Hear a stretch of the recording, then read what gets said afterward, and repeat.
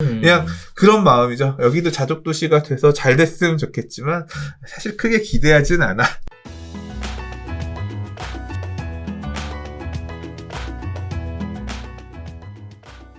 자, 7번째 이야기 가보겠습니다.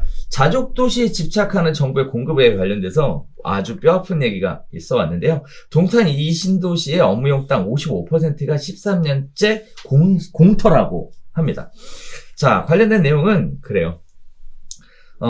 수도권 2 신도시 10곳 중에 최대 규모인 종찬 2 신도시가 개발 초기만 해도 동탄 테크노밸리를 조성해서 주거 일자리를 모두 해결하는 자족도시를 만들겠다라고 표명을 했습니다. 2008년 개발이 시작되고 나서 13년이 지나도록 전체 상업 업무 시설 용지 중 55%가 아직도 주인이 없는 빈 상태로 남아있는 상황입니다. 자, 그럼에도 불구하고 문재인 대통령이 새해 들어 수차례 특단의 주택 공급을 강조하면서 현 정부의 최대 공급 대책인 3기 신도시 건설에도 속도가 붙을 전망인데요. 문제는 3기 신도시는 기존 신도시보다 업무 상업 시설을 대폭 늘려 자족도시로 만들자는 계획이다라고 합니다. 자, 전문가들은 기업이나 자영업자를 끌어들일 인센티브가 없이 땅만 공급하는 것만으로는 자족도시를 만들 수 없다라고 지적하고 있는 상황인데요. 거기에 따라 동탄 이 신도시가 그렇게 얘기하고 있는데요. 이유는 그랬어요. 자, 동탄 이 신도시가 삼성전자 반도체 공장에 가까워 협력사들의 공장 사무실 수요가 많을 것으로 예상했고, 하지만 접근성 때문에 사업장을 옮긴 경우는 거의 없다고 합니다. 경기도 안산의 한 삼성 협력사 관계자는 고속도로가 잘 뚫려 있고 이사 비용과 직원들의 출퇴근 여건을 생각하면 굳이 동탄에 들어갈 이유가 없다라고 이야기하고 있는데요. 거기에 따라서 지금 공실은 계속 늘어나고 있는 상황입니다. 동탄에서 지식산업센터를 분양 중인 한 시행사 대표는요, 입지가 좋은 곳도 입주율이 70에서 80% 수준이고요. 외곽은 절반 이상 비었다고 보면 된다고 합니다. 자, 보증금도요, 500만 원인 10평짜리 사무실의 월 임차료가 2017년에 50만 원 정도로 30만 원 정도 내렸다고 얘기하고요. 그 외에도 서울, 성남, 하남에 걸쳐있는 위례신도시, 수원, 광교신도시 이런 지역들도 집값은 많이 올랐지만 상가는 분위기가 딴판이라고 합니다. 그 외에도 여러 가지 얘기들이 나오고 있습니다만 어쨌든 상황이 이러함에도 불구하고 지식산업센터는 계속 지어서 분양하고 있다, 이런 얘기들이 나오고 있는데, 자, 왜 정부는 자족도시에 목을 맬까요? 이런 부분들이 궁금한 부분이고, 또 많은 분들은 차라리 주택 공급을 이런 곳에다가 그냥 하는 게 낫지 않겠냐라는 얘기들도 시장에서는 하고 있는 상황입니다. 또 한편으로는 지금 현재에 작혀있는 경기 불안과 현재 이 공실 상황이 전혀 관계가 없는 것일까? 라는 생각도 좀 들어요. 자, 이런 생각을 해보실 수도 있을 것 같아요. 문정 지식산업센터, 법조타운, 경제자유구청 이런 다양한 선행 사례들이 있었는데 성공한 케이스로 꼽히는 것들이 여전히 존재하고 있는데요. 자, 이런 측면에서 볼 때 과연 지식산업센터는 좋은 투자 대상일지, 또 그곳에 가서 기업체를 운영하는 것이 굉장히 메리트가 있을지, 또 한편으로는 중기업 창업 입지로 이런 지역을 선택해보는 건 어떨지에 대한 얘기들이 궁금증으로 남으실 것 같은데 어떻게 보셨습니까? 그러니까 자족도시는 신도시 택지지구 개발할 때 항상 그냥 맨날 하는 얘기죠. 이게 위성도시로 서울의 쩌리로, 수도권 쩌리로 이렇게 두기보다는 이 지역 중심지로 많은 양질의 일자리를 넣어서 이 도시가 자체로 돌아갈 수 있게끔 하겠습니다. 그래서 이제 애초에 신도시 계획할 때부터, 택지지구 조성할 때부터 자족용지들을 많이 집어넣고, 특히 앞으로 조성할 3기 신도시는 더 그 부분에 목을 많이 매서 자족용지의 비중을 어떻게 늘리겠다. 근데 이제 기사에서도 얘기하지만 그렇게 얘기를 했던 동탄 이 신도시가 13년이나 됐는데 아직 자족용지가 절반도 안 팔렸다. 그 얘기잖아요. 그리고 팔아서 지은 지식산업센터도 공실률이 많고, 지식산업센터 안에서도 사이드 있는 곳 같은 경우는 공실이 너무 많아서 힘들다. 이 얘기는 그냥 현재 대한민국을 보여주는 반증이죠. 동탄 이 신도시 하면 굉장히 성공한 신도시잖아요. 예. 근데 그리고 인근에 삼성전자도 있고, 그래서 이 정도 규모면, 이 정도 위치면 채울 수 있지 않을까. 이 동탄 이 신도시 가보시면 SRT역 밑으로 해서 중앙 부분, 그러니까 딱 도시 설계가 그렇게 돼 있어요. SRT 있고 동탄 1이 이쪽, 동탄 2가 이쪽 있으면 중앙 부분에 위에서부터 쭉 네모나게 해가지고 자족용지 산업 이제 유치하기 위한 이게 만들어져 있고, 이 옆으로 주거 지역들이 이렇게 만들고, 한쪽에 호수, 공원 라인 만들고, 이제 이렇게 돼 있거든요. 이 중앙을 못 채우는 거지. 못 채우는 이유가 뭘까? 우리나라가 그만큼 저성장 국가라 그런 것 같아요.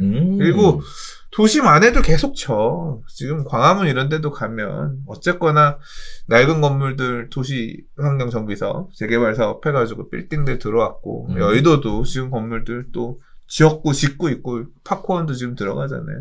그러니까 재생을 통해서 빌딩들도 들어서고, 뭐 동탄 이만 있습니까? 지금 뭐 3기 신도시도 계속 넣는다 그랬는데, 과천지구도 그렇고 앞으로 창릉 신도시도 그렇고, 또 지금 뭐 교산이면 전부 다 이 자족용지들을 다 집어넣으면서 그 지역의 중심지로, 그러니까 도심의 역할들을 이제 분할해서 수행할 수 있는 그 지역의 중심지로 만들고 싶어하는 이제 그런 마음에서 이 신도시를 계속 계획은 하는데, 그나마 제가 생각할 때는 동탄이 50% 45% 채운 것만 되게 선방한 케이스일 거예요. 다른 데들은 더 못 채우는 것도 많을 거예요.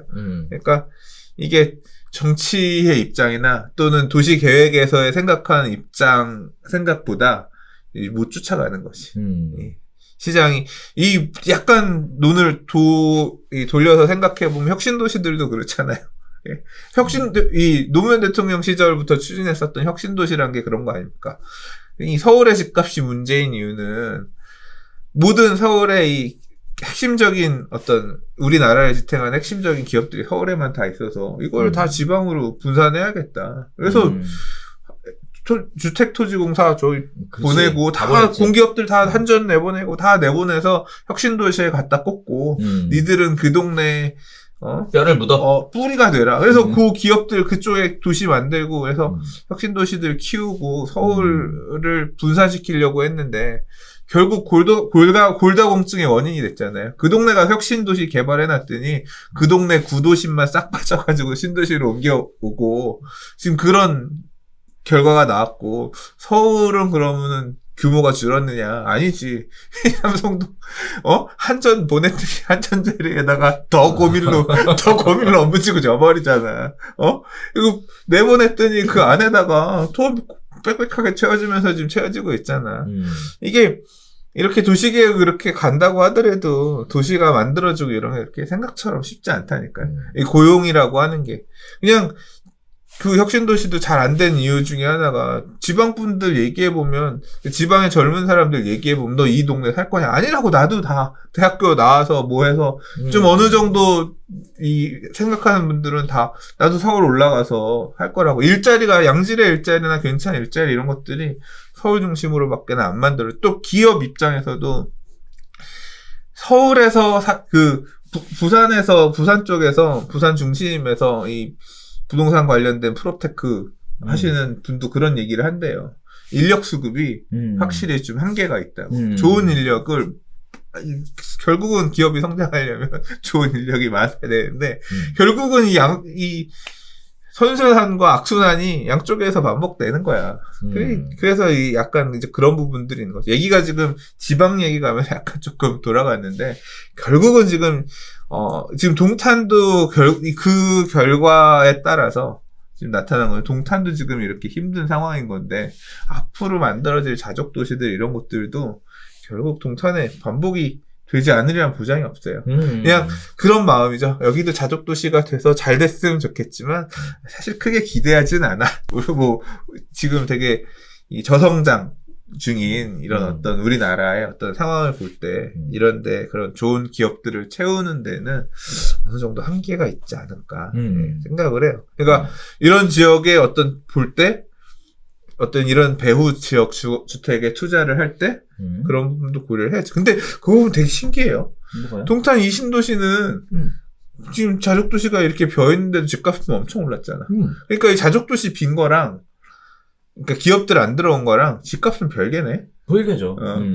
그리고 교통이 또 좋으니까 안 간다 그러잖아요. 굳이 거기 가서 갈 필요가 없다. 네. 기존에 있는 곳에 가서 해도 된다. 이런 얘기 나오는 거고. 자, 한편으로 이런 생각이 좀 들어요. 지식산업센터와 관련된 부분들이 계속 공급을 하고 있고, 분양 광고들을 계속 하고 있다 보니까, 이 사업이 굉장히 빨리 자리를 잡고 굉장히 뭐 큰 황금알을 낳는 수익이다라고 생각할 수도 있을 것 같아요. 그래서 제가 개인적으로 드리고 싶은 말씀은 굉장히 오래 걸리는 사업이라는 거예요. 뭐 성공했던 사업들도 마찬가지입니다. 뭐 SH공사에서 직접 추진했었던 문용동 같은 경우에도 마찬가지였고 다 10년 이상의 굉장히 긴 사업 기간을 가졌었다라는 것도 미리 염두에 두고 들어가셔야지 이제 그런 식의 이야기에 혹하면 안 된다라는 거. 근데 약간 좀 그건 다른 게, 그 부분에 대해서 제 태클을 거는 게 아니라, 문정 법조단지는 좋잖아.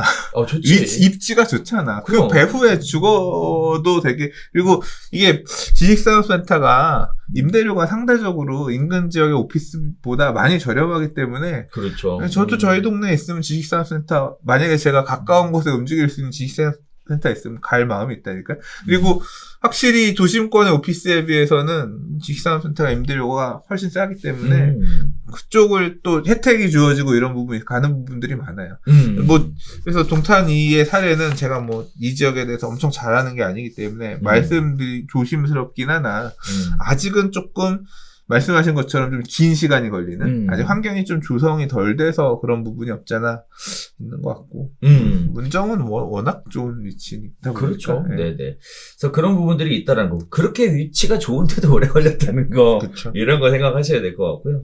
또 한편으로 보면 지식산업센터를 같은 곳에 유치하기 위해서 지자체가 적극적으로 나서 팔을 걷어붙이고 나섰다라고 얘기하는데 지식산업센터에 입주를 하면 어떤 혜택을 볼 수 있는지에 대한 홍보는 좀 잘 안 이루어지고 있는 것 같아요.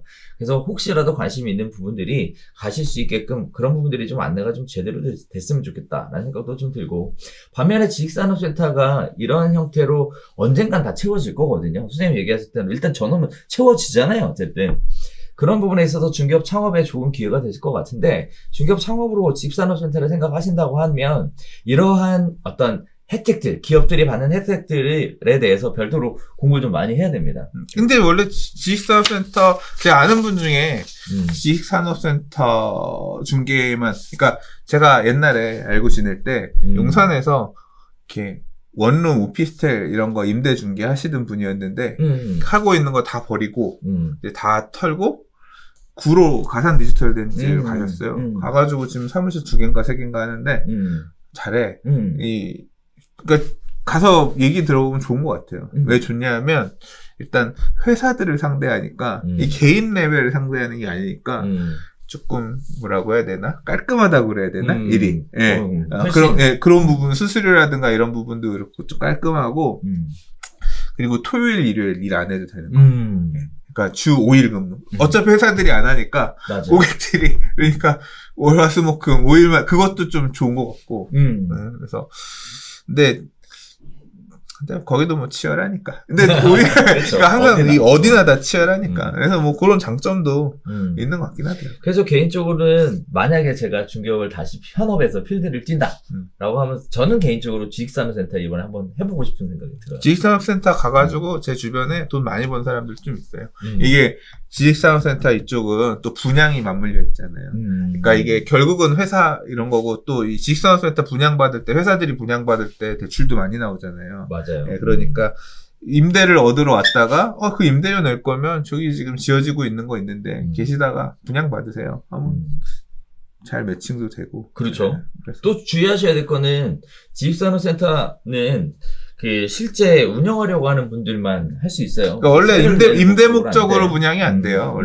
원래 자기가 자가 사용 목적의 공급이고 사업 목적으로 일부는 쓰는데 뭐 일부 임대해 놓겠다. 이제 그런 경우가 임대가 제한적으로 되고 가상 같은 경우는 굉장히 그 검증도 까다롭고 그렇죠. 네. 그래서 그런 부분들의 조건이 있으니까 창업으로서도 좋은 입지인 것 같고 또 중개업 하기에도 네 괜찮은 것 같고 또 법인을 많이 대상으로 하기 때문에 이런 부분들도 심리적으로 스트레스가 조금 낮아지는 이런 부분도 있는 것 같고요. 반면에 뭐 공부해야 될 것들이 좀 많아요. 네, 혜택들 같은 거. 네, 이런 부분들을 얼마나 잘 하느냐에 따라 달라질 것 같고 또 주택 중개하듯이 이렇게 특정한 바운더리 안에만 중개하시면 이제 답이 안 나오고요. 아예 그냥 그 큰 광범위한 그 지역을 전체적으로 중개할 수 있어야 가능하다는 것을 기동성이라는 것을 굉장히 중요하게 여긴다라는 거. 이런 부분의 특징들을 이해하시면 될 것 같습니다. 아무튼 지금 지식산업센터에 저 아시는 분들도 많이 가 계시거든요. 네, 분양 쪽 일도 하고 뭐 중개업도 오픈하시고 하시고 계시고 또 뭐 요새 우리 수업 들어오러 오시는 분들한테 항상 발표하다 보면 올해는 재개발의 트렌드가 될 것 같으니까 재개발 공부 좀 해라 이런 얘기 말씀드리고 동시에 지식산업센터 관련된 거 괜찮으니까 이런 부분들에 대해서 좀 알아봐라 이런 얘기들을 계속 드리고 있는데 뭐 사실 오늘 얘기 나왔었던 지역들을 중심으로 해서 밸리 형태로 이렇게 많이 만들어지고 있는 초창기 사업장도 있고 또 오래됐으나 아직까지 활성화는 못 뛰고 있는 사업장 이런 데도 있고 여러 가지 아무튼 그러네. 분양 안 되는데 수수료 많이 주겠네. 아무튼 준 게 없어서 해볼만 하겠네. 좋은 기회죠. 네, 좋은 기회죠. 자, 이런 부분들이 있으니까 네 항상 왜 갑자기 나 지식산업센터 얘기하는데 중개업 창업 입지로 가능성 써놨네. 왜? 네. 네. 자족도시 얘기 나오다가 지식산업센터 얘기로 가다가 갑자기 그 정리하는데 수업 얘기가 딱 떠오르는 거예요. 반짝 떠올라. 그래서 네. 그렇게 얘기를 항상 해왔는데 네. 라는 부분 그래서 더불어 얘기한 거고. 네. 그리고 뭐 좋은 분들한테 좋은 거 소개시켜드리면 좋죠. 네. 그렇게 해서 서로 윈윈할 수 있는 그런 중개업도 하셨으면 좋겠습니다. 자, 오늘 여러 가지 이야기들을 진행해봤는데, 어떻게 됐습니까, 오늘? 오늘도 말 많이 했어. 늘 많이 하잖아. 정리는 안 되는데 말은 많이 해. 자, 저희가 준비한 소식은 여기서 인사드리도록 하겠습니다. 저희는 다음 주에 새로운 소식 가지고 새롭게 인사드리도록 하겠습니다. 감사합니다.